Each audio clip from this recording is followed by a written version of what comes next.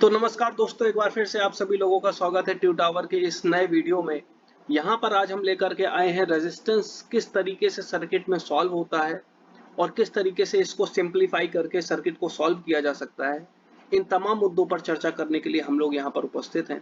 तो आप सभी लोगों का स्वागत करते हुए मैं आप लोगों से ये रिक्वेस्ट करना चाहूँगा कि आप अपने अपने दोस्तों को इस सेशन को शेयर कर दीजिए ताकि ज़्यादा से ज़्यादा लोग इसका लाभ उठा पाएँ। इसके अलावा आप लोग भी कमेंट करके बताइए कि यहाँ पर आपको क्या दिक्कत आ रही है। चलिए तब तक आगे चलते हैं और इस सेशन को स्टार्ट करते हैं।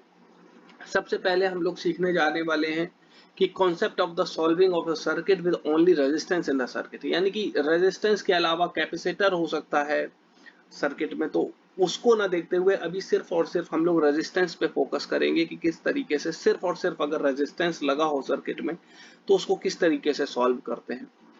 तो बेसिकली जिन लोगों को पता है रेजिस्टेंस क्या होता है, तो रेजिस्टेंस एक ऐसी प्रॉपर्टी होती है वायर के अंदर जो किसी भी इलेक्ट्रिक करंट के फ्लो को रोकती है। तो ऐसे चीजों को रेजिस्टेंस बोलते हैं, जिसको हम लोग कैपिटल आर से शो करते हैं। इसका यूनिट ओम होता है। ये सारी की सारी चीजें हम लोगों को पता है। तो चलिए अब हम लोग इसमें आगे बढ़ते हैं। हम लोगों को पता है कि रेजिस्टेंस अगर किसी भी सर्किट में लगा है तो उसको कॉमनली ट्रिक से बहुत आसानी से सॉल्व किया जा सकता है।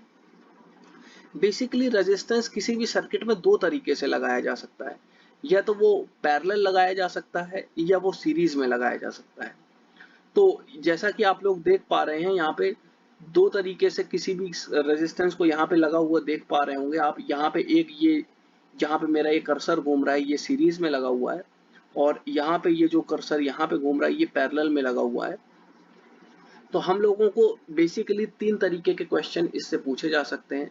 सबसे पहले हम लोगों से पूछा जा सकता है कि इस पूरे के पूरे सर्किट में टोटल रेजिस्टेंस बताइए।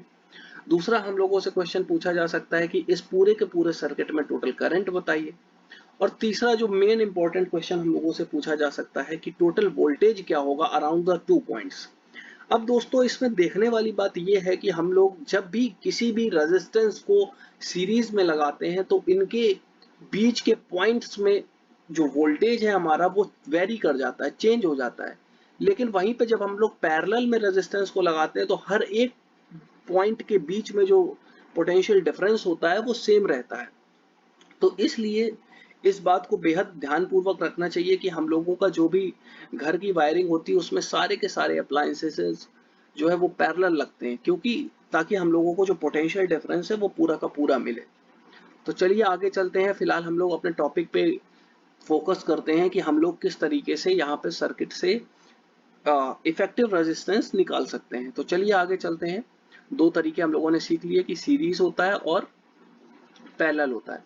तो सबसे पहले हम लोग सीखेंगे कि किस तरीके से अगर कोई भी रेजिस्टेंस सीरीज में लगा है तो हम लोग किस तरीके से इसको सॉल्व कर सकते हैं।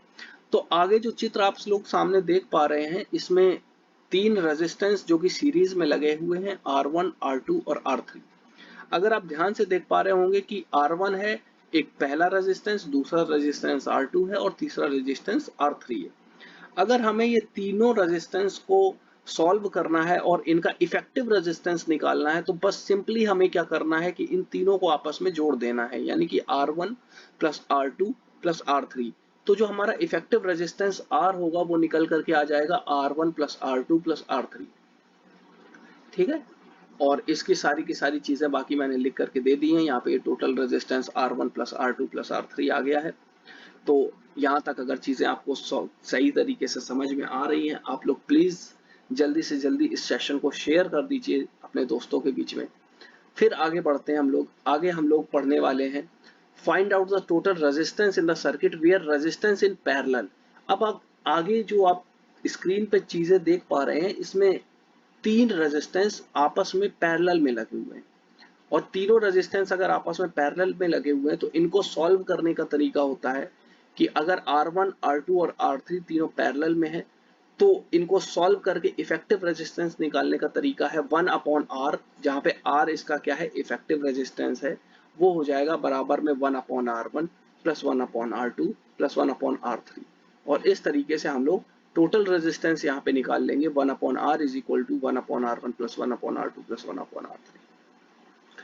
अब जो केस आता है इसके बाद का जो मिक्सचर केस आता है ये थोड़ा सा एक तरीके से बच्चों को परेशान करता है, जहाँ पे सर्किट में सीरीज और पैरेलल दोनों में ही रेजिस्टेंस दिए जाते हैं। अब इन दोनों ही रेजिस्टेंस में जबकि पैरेलल में भी हो और सीरीज में भी हो, तो उनको कैसे सॉल्व करते हैं?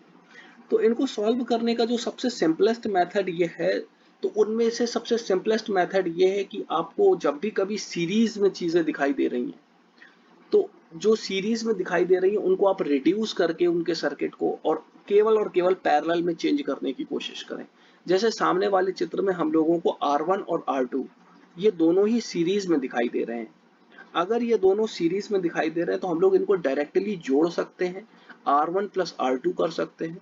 जैसे ही R1 प्लस R2 हम लोग इनको कर देते हैं, तो हमारा जो नीचे वाला चित्र है वो साफ साफ दिखा रहा है कि इन दोनों को मिला करके जो रेजिस्टेंस आएगा वो R1 और R2, R1 प्लस R2 आ जाएगा। जैसे मैं अगर एग्जाम्पल के तौर पर आपसे कहूं कि R1 की वैल्यू 5 ओम है और R2 की वैल्यू 6 ओम है, तो मिला करके जब हम R1 प्लस R2 करेंगे तो इनकी वैल्यू मिला करके कुछ आ जाएगी 11 ओम के आसपास, यानी कि 11 ओम। तो इसी तरीके से नीचे एक और रेजिस्टेंस लगा है R3 जो R1 प्लस R2 के साथ में पैरेलल में है। तो जब हम लोगों को इन दोनों को आपस में सॉल्व करना होगा तो हम लोग फिर इसका इफेक्टिव रेजिस्टेंस पुराने वाले की ही तरीके लिख देंगे, जो कि आ जाएगा 1 upon R is equal to 1 upon R1 plus R2 plus 1 upon R3, जो कि इसका इफेक्टिव रेजिस्टेंस होगा। तो अभी तक हम लोगों ने कुछ इस शॉर्ट से वीडियो में थोड़ी सी बातें डिस्कस की हैं। आगे आने वाले क्लास में हम लोग इन्हीं के कुछ मोस्ट इंपॉर्टेंट क्वेश्चन को कॉपी करके लाएंगे और उनको फिर सॉल्व करने की कोशिश करेंगे। यहाँ तक अगर वीडियो अच्छी लगती है तो आप लोग जल्दी से इस सेशन को शेयर कर दीजिए, लाइक कर दीजिए और हमारे चैनल को इसी तरीके की वीडियोस देखने के लिए सब्सक्राइब कर लीजिए। Thank you very much. आपका दिन शुभ हो।